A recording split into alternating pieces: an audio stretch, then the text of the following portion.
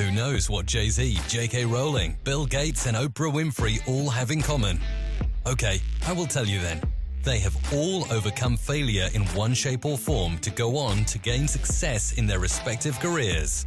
Welcome to My Perfect Failure. Join us as we delve into the world of our perfect failures. We will interview, explore, and discuss how our perfect failures can lead us to success. Join us and tune in. Welcome everybody to another episode of My Perfect Failure. Today I'm super excited as I have another fantastic guest for you.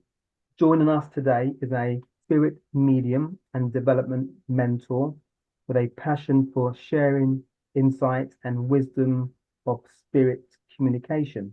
She works with private clients, fellow mediums, and content creators, offering her expertise through one-to-one readings, online courses, and comprehensive mentorship programs, combining traditional spiritual values with a contemporary approach. She has a wealth of knowledge gleaned from serving thousands over many years.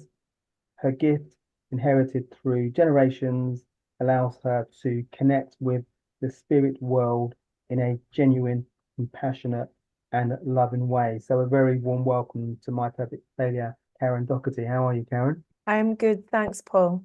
It's really nice to be here. Well, yeah, so we've had I guess, one and a bit conversation, because the bit was just a bit before we hit the record button. So yeah, so no, I'm excited to have this conversation with you because as I was saying to you before we hit the record button, it intrigued me because it's something that is impactful, because I've researched you and I've researched your content, and you can see it's impactful, but it's something that I know very little about. So I'm thinking, why don't I know more about this? So when I think about the spirit and stuff, it always feels a little bit abstract to me. So when my brain isn't able to do things very well, it kind of shuts off a little bit. So when I spoke to you in our first proper conversation, you were able to connect some dots for me and to make it less abstract and more, well, I think would be a great place to start is probably at the beginning, about how you got into this space, how mediumship, or maybe you being somebody that was destined to work in this field, because I believe that happened at quite a young age. Yeah, it did. Although even when it happened at a young age, it's not like you're aware of what's happening. So when I was only, a small child, maybe 3 or 4 years old, I do recall seeing people that I knew weren't physical, but they didn't frighten me in any way. It was almost that feeling of knowing they were from the other place is what I used to feel. And nobody had kind of sat me down and said, there is this other place, or, no one had discussed that in my family as far as I would have heard anyway. So when I was maybe 7, 8, and then kind of going up into my early teens, it just really became more and more evident for me that there were people from a different world, knowing that they weren't physical, but also knowing that they were still very connected to loved ones here. And so it was almost like a normality for me, even though it wasn't something I was seeing every minute of every day. It would just crop up here and there. And when it did, I used to voice it mainly to my grandmother and tell her, oh, there was a lady there today, or there's a man in the other room. And she used to always say, well, you don't worry about that. The dead won't harm you. And she always said the same thing. So for me, it kind of just made it even more natural for me. So as I kind of went through my teenage years and done all the things teenagers do, go out with friends and kind of start building your life up, it came and went through that time, and then in late teens it came back again, a bit bigger than before. So I started to really hear a lot of voices in the evening. Like when I was going to bed, I would hear lots of people talking, but to me they were talking all at once. I didn't really know what any of them were saying. I just was aware of all of these voices, so much so that eventually I spoke to a medium about it. And a medium, like I had always followed mediumship from a young age. So from the age of 10, I remember reading books on mediumship. I remember watching mediums when they started to come on TV. John Edwards was one of the first one that I watched. Used to love watching John and his work, and it just fascinated me. So I was always kind of drawn to mediumship, even though I did not consider myself a medium at that point. But when all of this started building up for me, I did talk to a local medium, and she had said, well, you know, that's because you have to develop and understand what's taking place. And at that point, I said, what, develop what? I don't know what you mean. And she said, well, you're a medium. And even at that point, I was like, no, it's just something that has always been there. And then it wasn't until I actually did look at it in my early 20s that suddenly it all made sense. And from then on, really from my early development, then I just started to work with it. That's remarkable. So can I go back to when you were a child and you became aware of people, you gave the examples. I'm just thinking of myself at that age, and did it feel normal to you did you feel threatened, or did it just feel normal to you for those voices or images to be there? I never felt threatened. I always felt quite natural with it. But when they became quite intense, it did overwhelm me. So Yeah. I did feel overwhelmed at certain points and really like, what am I supposed to do with this? And to the point where I knew it was going to happen. Like if I went to bed, I used to kind of feel like, oh, what am I going to do tonight if this happens again? So it did overwhelm me. But I can't say it was because I ever felt frightened or Yeah. threatened. It was just a lot. Yeah, it would be, I guess, and we're going to navigate down the road in a second, talking about mediums and stuff, where obviously you become older and you become medium, and it will kind of make sense. But as a youngster, as we're going through the journey, I'm imagining it can be quite confusing. And were you mindful about maybe not sharing it with too many people that wouldn't understand it, particularly kids? I know when I was at school, anything that was different was was really magnified. So if I was doing something different, I probably would tell my immediate friends, but it wouldn't potentially go much further beyond that because I couldn't be bothered to deal with all the the rubbish. Yeah, I completely agree. And that was the same for me. You know, then I might tell my best friend, or I might tell a couple of close friends or my sisters. But other than that, it wasn't something that I really talked about until I felt confident with it. And in saying that, it just brought a smile to my face because I bumped into an old school friend just a few months ago, and I hadn't seen her since school. And we were chatting away, and she said, oh, you know, I see what you do, and, you know, I've seen your events and things. And I said, oh, yeah, I said, I bet you that surprises you. And she said, no.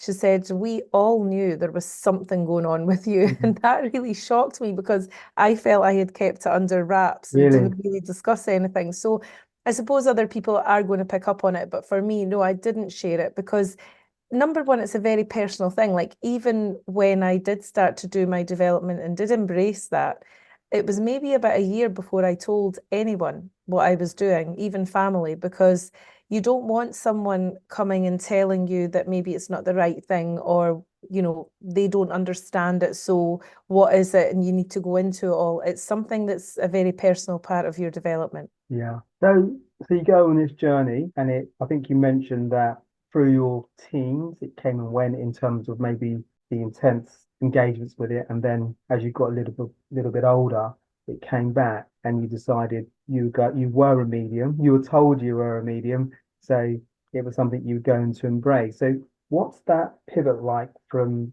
maybe knowing that you're predisposed to this, or there's something there to actually becoming a medium? You know, it was quite amazing. I remember feeling when I realized and when I actually sort of took it on that this is real. It felt like I was home. It suddenly everything fell into place for me, meaning the way I felt about myself, what I was picking up on. You know, I always felt like I lived my life from the outside looking in, even though I Mm. was part of my life at the same time. It was a really strange experience growing up. But all of a sudden, I felt, oh, this is me. This is me. And it just all clicked. And then from that moment onwards, even though it then takes confidence to develop, because it's not something you know, even though it becomes natural to you, it's not something that you want to be wrong about, meaning you have to get your confidence up to be able to talk to people about this and really know that you've got that connection. And I'm a very skeptical person anyway. So for me, I would say to spirit, you know, if I'm going to do this work, I need to know that I'm doing it properly. So that kind of sent me into studying, you know, looking at everything, trying to explore every avenue, looking at past mediums, trying to get all the knowledge that I could get. And I was really, really desperate for that knowledge. It was like something had switched a light on within me. And then from there on in, I could not get enough of it. And I would read books upon books. I would go to the Arthur Findlay College in London and study with some of the best tutors from all over the world. I won a scholarship there to study for 3 years for my work. So it was then a continuous development, heavy development for me, but I absolutely loved it. In terms of the studying, you had a unique gift and relationship with the spirit and I guess supporting other people. That already existed, that was already there. And the studying, does that really, I guess, strengthen your foundations and maybe give you the logic about what mediums are, why you're here, how you can help people? What is the studying doing to, I guess, supplement the gift you already had? What it did for me was it gave me the knowledge of the background of it. So what I mean by that is to understand yourself as a spirit being is different than being a medium. So I could have sat quite naturally as a medium and gave people messages from loved ones, or said I have someone's dad with me and pass over, you know, what the father was telling me. That's being a medium. But what I needed to know was, who am I? Like, where do I fit into this? Why am I doing this work? Where is the foundation for that? I needed to understand what spirit actually was. And although I always internally knew that I was spirit too, until you really look at that and really gauge all the information on it and knowledge on it, you don't have the strongest foundation. So it's also to do with the person I am as well, meaning I would always be the one that needed to know every corner of every part of it. If I was going to go out and read for people or try to help people and heal people, I really wanted to be able to give them the confidence in me to know that I knew what I was talking about. So it was more, the study was more for that. But of course, like you said, your gift part, your ability part is already there. That's part of being the medium, being here to be a medium.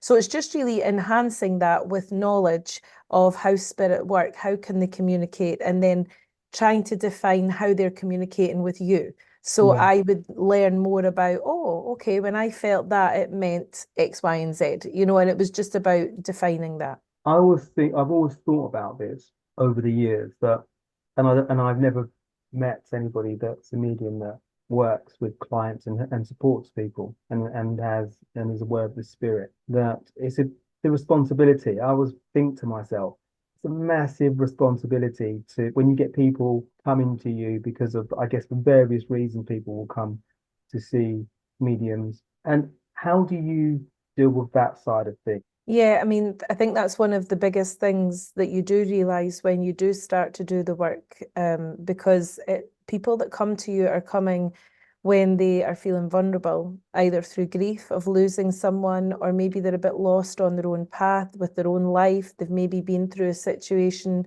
or hardship and they just don't know where to turn. So basically, you have to realize really early on that whatever you say to that person has a massive effect on them and can really change their life in some respect. And that's not me saying it from a point of view like, oh, what I do changes people's lives.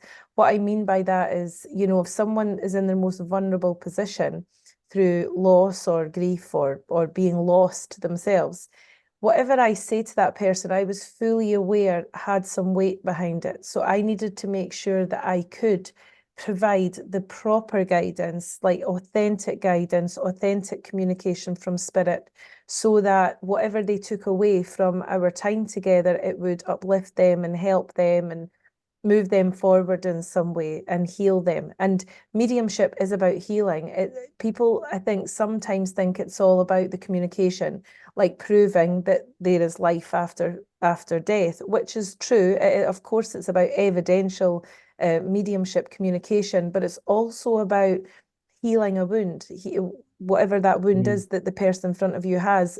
Also, it's about healing the person's wound in the spirit side too, because if I'm communicating with a father in the spirit side and he maybe didn't get to say goodbye to his loved one, and they're in front of me, then what this whole meeting is about is healing both of them, is bringing something for both of them in that connection. So you've just got to be aware that people are at their most fragile sometimes when they come, and whatever you say, it adds some weight to it. You have to be aware of that as a medium. So I know that I mentioned going through your bio that you teach as well, you mentor people that are keen to become mediums. And I imagine that's probably quite a key part of the training where you're getting people to understand how they need to communicate or how they can communicate so they can use their gift in the most impactful way. Yeah, the teaching side of it is a massive side of it for me, where it has to be authentic, it has to be responsibility, it has to be awareness of others, awareness of what you're doing, what you're saying you're doing, and only doing it if you are doing it. So for me, the teaching standard has to be high, and the recipients of that, the students that come to me, they all come from different levels. So some of them might already be working mediums, other ones might just be starting out. Some people come for mentoring that actually don't class themselves as a medium, and it's not what they want to do, but they have something that they want to share or work on their own kind of soul power. So there's many different students that come, but the one thing that goes through it all for me is being authentic and being responsible. Okay. And so the spirit, is it one of the senses? Everyone talks about five senses. Is it the sixth one that we potentially don't use as much as we should? Well, your sixth sense, which everyone has, is your psychic ability. So Okay, every one of us, yeah. every one of us are psychic because we come from the spirit world. We come here, we are born here, we live the life here. And because we come from spirit, we already have that mind-to-mind communication, which is what we use in the spirit world. It's a world of thought. So when we come here, we still have that ability, which is what your intuition is. So, when you're going through your life and you're thinking, should I do that or should I not do that? And that your inner voice tells you what to do. That is your sixth sense. That is that psychic part of you. So every one of us has that. Now, some people will have a higher sixth sense. Some will have in a way that they can use it and work with it as a psychic. But most people will just have it for themselves. I call it your inner sat nav, where it guides you through your life. So the mediumship part then is not part of the sixth sense. The mediumship part is an ability to go above that a little bit more and be able to connect with those that have crossed over. So it's a slightly different kind of work. It's a slightly different ability.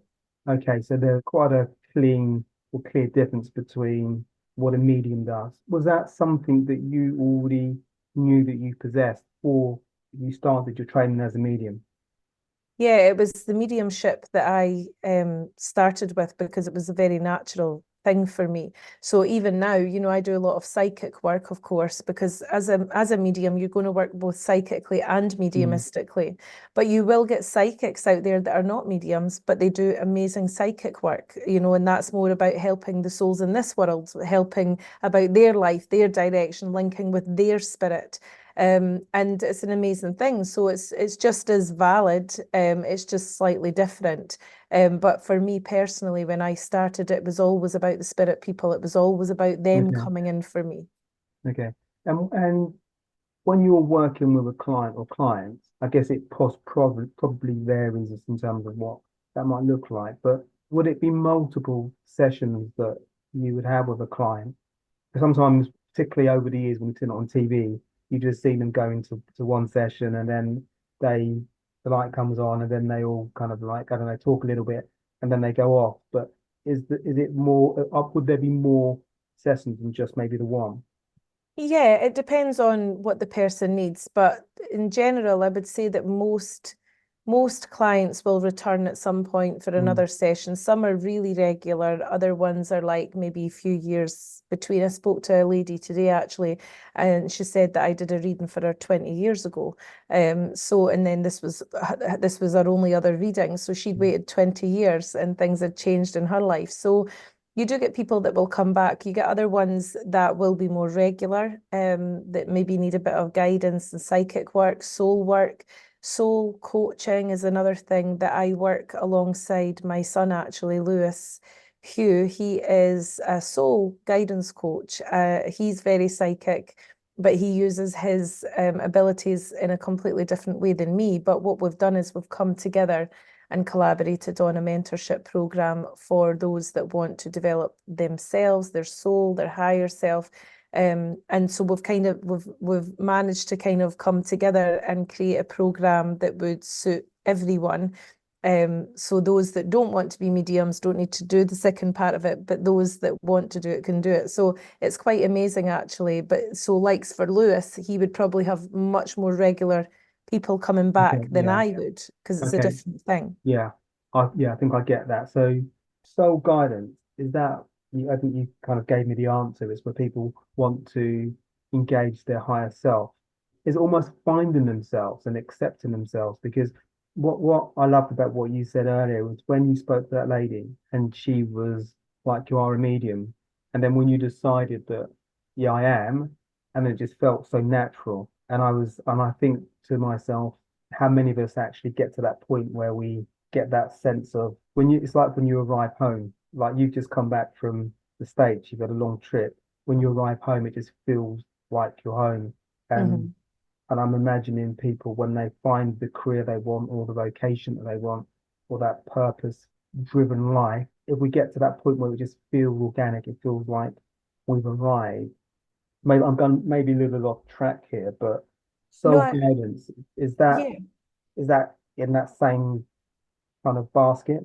It is, and I know exactly what you mean. And I think so for me, I feel very blessed that I feel at home with my work because it's what I love. But also the biggest part of that feeling at home for me was discovering me, and this is me. So, people don't often do that, and part of them tapping into their soul, tapping into their higher selves and understanding and discovering that it will make them feel like they are home because they will accept who they truly are. So it doesn't really matter what the career might be or what they're doing at that point in life. It's more about exploring themselves and understanding their connection to their higher self and who they truly are at soul level, which isn't done a lot of the time here because we're so busy with work and kids and bills and Mm, busy lives and taking care of other people that we don't often take the time to actually do self-discovery. And I can promise anyone that's listening to this,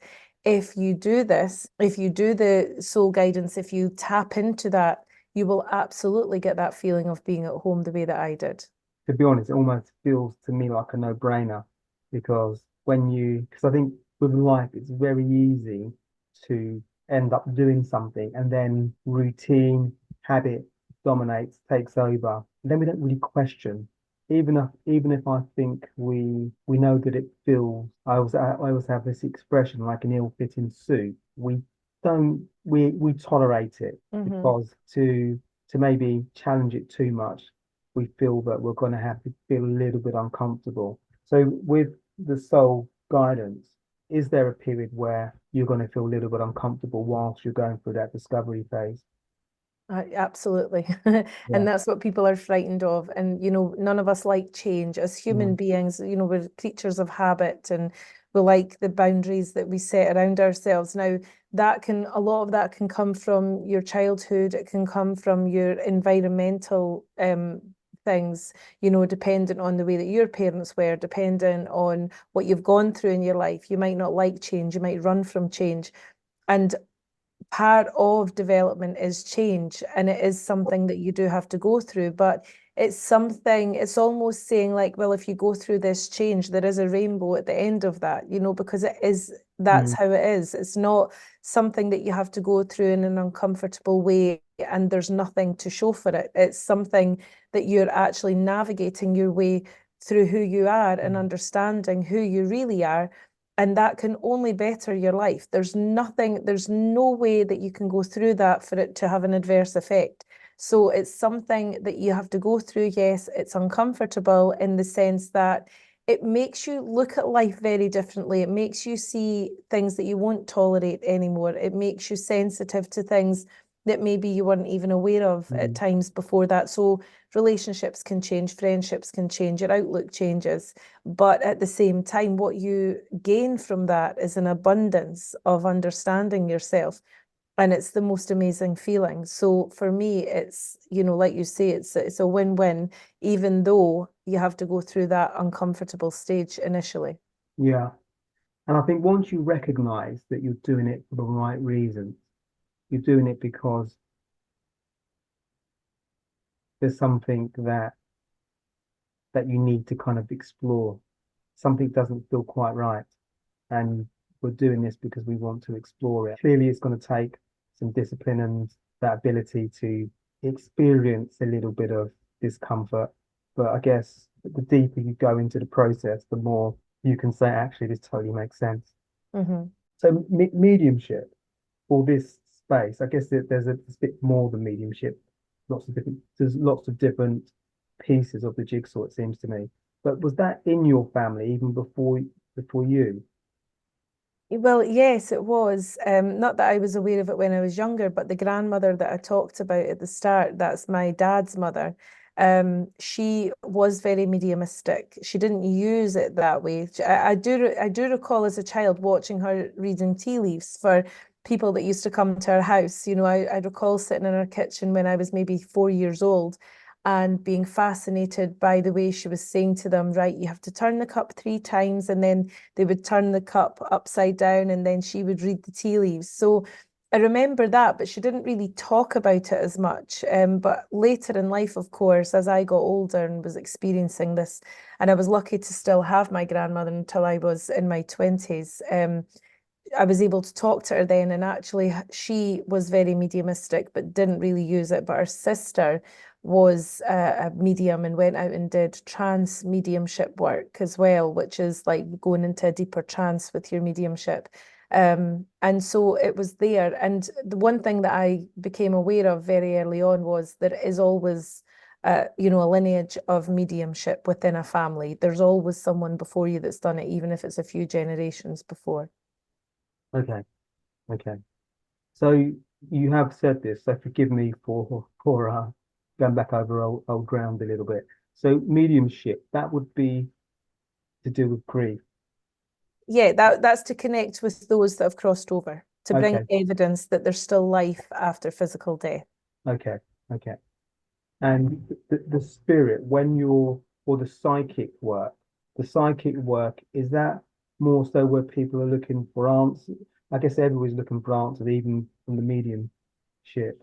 But for the psychic work you do, is that people maybe looking for answers? What, forgive me if Yes. you've already explained that. Yeah, you're absolutely right. So the psychic work is where I would have someone come to me that's maybe a bit lost within their own life and they're maybe needing guidance or direction. They might need to know about career or family or relationships, anything that pertains to the physical self, anything that pertains to this world, the material world, a psychic link would be used for that. So I would connect with the person that came to me and be able to kind of look onto their soul's path to see where they've been, where they're at, and the potential of things to come. So all of that comes from a psychic link. For the mediumship side of it, it would be people that would come specifically looking for a connection to their father, their mother, their cousin, whoever they've lost, to have evidential mediumship, meaning for me to prove this is your dad, this is who he is, this is what he done, this is what he's saying, you know, and it has to be evidential to the person so that they know it's their loved one. Now, most readings will work hand in hand, psychic and mediumship. Most people will come for a bit of a mixture of both. But if someone's coming for one or the other, then it can be separated also. Yeah, pretty phenomenal. I've just lots of different thoughts in my head around different scenarios, and people come because they want answers to questions that they have. Don't you feel so remarkable that you're able to connect and actually help? It's beyond phenomenal the fact that you can do that.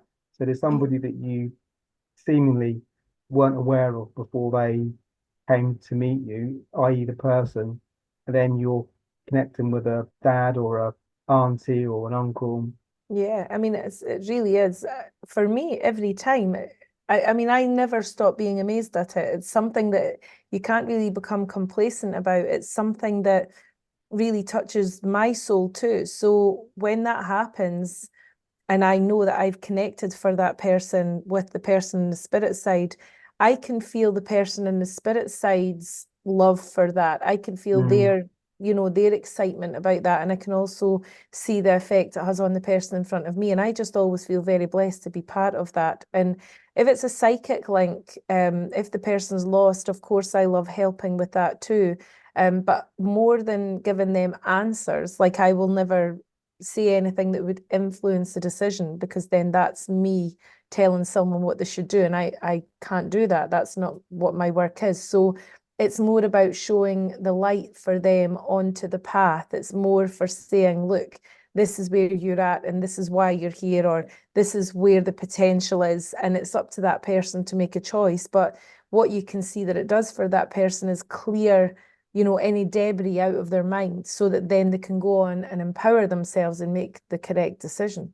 Okay, okay. So lots of really interesting stuff there. So it's something I hadn't considered. So when you're doing your medium work, you kind of almost have to control your own instincts. Maybe not using the best description here, but you have to control maybe your own instincts about what you would do in a situation. You just give them the information.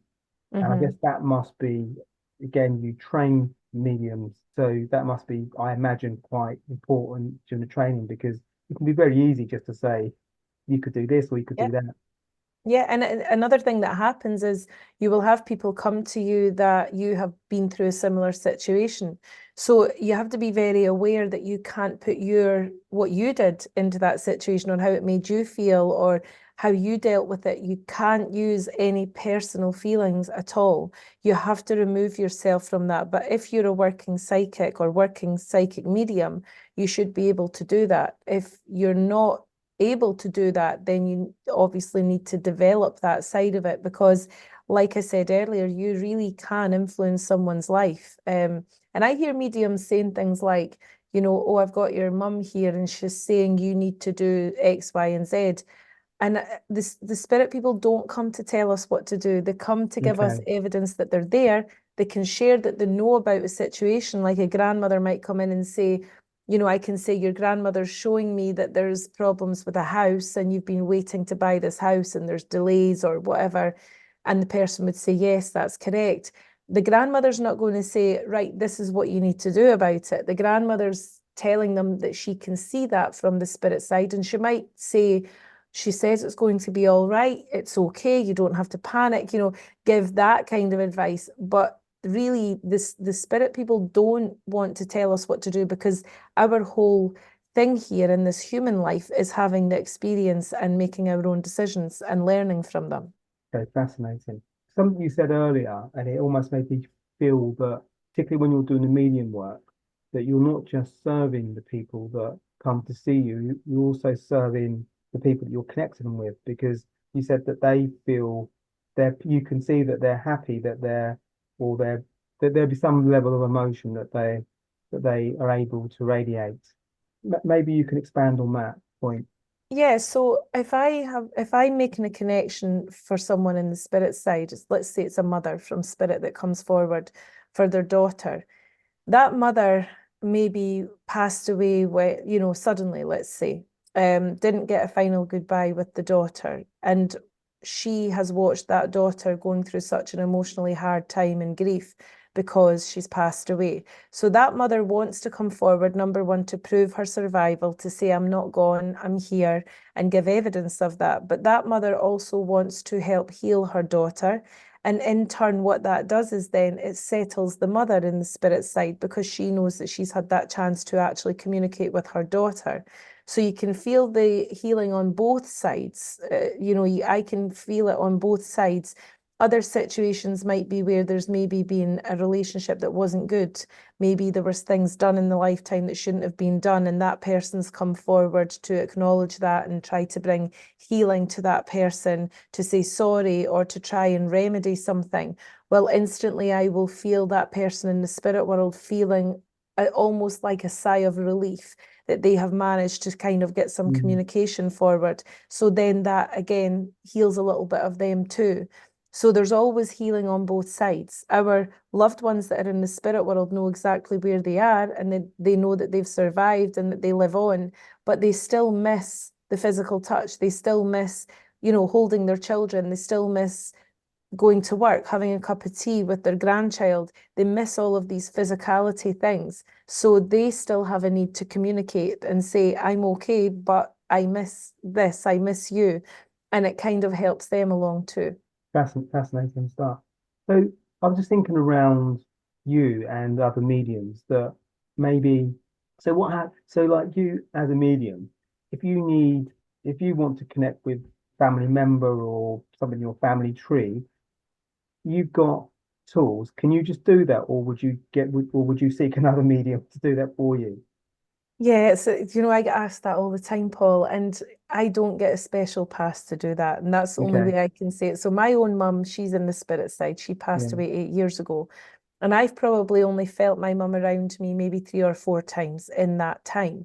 And it's not because she's not around me. I know that she's around me the same as everyone else. But I don't, just because I'm a medium doesn't mean that it's going to work differently for me, because really that wouldn't be very fair, would it? So Yeah. it has to come, I have to go through my grief, missing someone, and all the other stuff that everyone has to go through. The only blessing in that for me is that I absolutely 100% know where she is. Mm. So for me, I don't have that question mark about, is she there? Did she die? Is she still alive? I don't have to worry about that. So for me, I can speak freely to my mum, knowing that she can hear me, knowing that it's reaching her. Whereas clients that come to me don't have that absolute knowledge. So that's the only difference. Okay. Okay. Gotcha. So I wanted to ask, so my perfect failure is around challenges. So we all will experience challenges at some way, at some place on our journey, or numerous places on our journey. And the tools that you have, which is a fairly phenomenal toolkit, are there tools that you could maybe recommend that if somebody's going for a difficult moment, it could be losing their job, it could be maybe I don't know, a difficult moment with their, I don't know, with a work colleague. It could be any number of different things. What are tools that you think are pretty lend themselves quite nicely to really help in managing them situations? Yeah, I mean, like you say, I think everyone goes through some form of adversity or worry, at some point. The biggest thing that I would say to really move people forward is to have that connection to their higher self, because even by doing like a little bit of breath work, like just taking deep breaths in through the nose, out through the mouth, focusing on that breathing in the moment really calms the soul really quickly. It calms the physical body, it calms the soul. So practicing that and meditation, that can help too. But for people that might say to that, oh, well, that's fair to say, but when you're in a mess with something or you're worrying about something, it is hard. That is exactly true. So the biggest thing that I would say to anyone is to trust and surrender to the higher power, because there is a reason for things happening. And every time afterwards, you will come through the storm every single time. So whilst things are looking stormy in your life right at that moment in time and nothing seems to be going right, or you can't control things, I always say just hand it over to spirit. Just surrender to it, because you cannot control it. And by trying to control these things or know the outcome or guaranteeing the outcome, all that's causing is extra stress. So the tools would be the breathing, the meditation, and the surrender and belief. These are Okay. the things that you need. Okay. And those tools mean that we're not, it's almost that they release the stress of trying to control everything. It's almost we're doing different things like the surrendering, the breathing, the meditation, Mm-hmm. because I And think, sorry to interrupt, but and also finding your power. You know, there are people in this world that have stress and worry because they feel lonely, because they don't have family or they don't have someone they feel they can reach out to. So for those people as well, it's very vital that they understand that they are the power, that they are the power, and that they will be the change and they will be the catalyst, and like all of us. So I think promoting that side of it for me is so important, because we can't just assume that people have got a support network. We can't just assume that, you know, you have someone right beside you telling you it's going to be okay. Some people don't have that. So for me, it's more about, look, let's get you to understand who you truly are and where your power lies. And actually the bigger scheme of things, like in the grand scheme of things, this will be a blip, this will be something Mhm. very minute. But when it's happening to you, of course, it feels like the biggest thing ever. Yeah, yeah, no, really interesting stuff. And I love these these tools, sorry, that you reference, because it just gives you that sense of hope that even in those difficult moments, there are things that we can do, even in the most difficult moments where maybe we can't really see the wood for the trees. There are things that you just mentioned that we can do that can really bring a sense of calm and really Yeah. get us through those moments. And I'm conscious of your time, so I've got a few questions, if I may. One is, I mentioned in the bio, there's lots of different things that you do, just in terms of courses and programs. If people want to find out more about you, how they can find you, maybe they might want to be a client. Maybe this has really opened their eyes to the idea that they really didn't understand the difference between the psychic and mediumship, and maybe they might want both, or maybe they might be one or the other, or maybe they might know. I don't know, actually, this might be a question actually.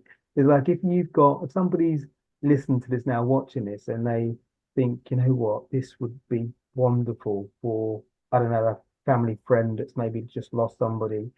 I don't know how people would approach that. Do people have, when people want maybe a psychic or mediumship, does it really have to come from the individual? Do they have to make the decision, not other people? You know, I think some people know their own loved ones, and there's a lot of times where someone will come on the website and just buy a gift voucher and Mm. give it to someone, Okay. and then they make Okay. their own decision on that. Yeah, Yeah. yeah, Okay. that can be done. Okay, perfect. So in terms of all those bits and pieces then, courses and people contacting you, what's the best way for people to get in contact with you, and or maybe if they just want to find out more about what you do?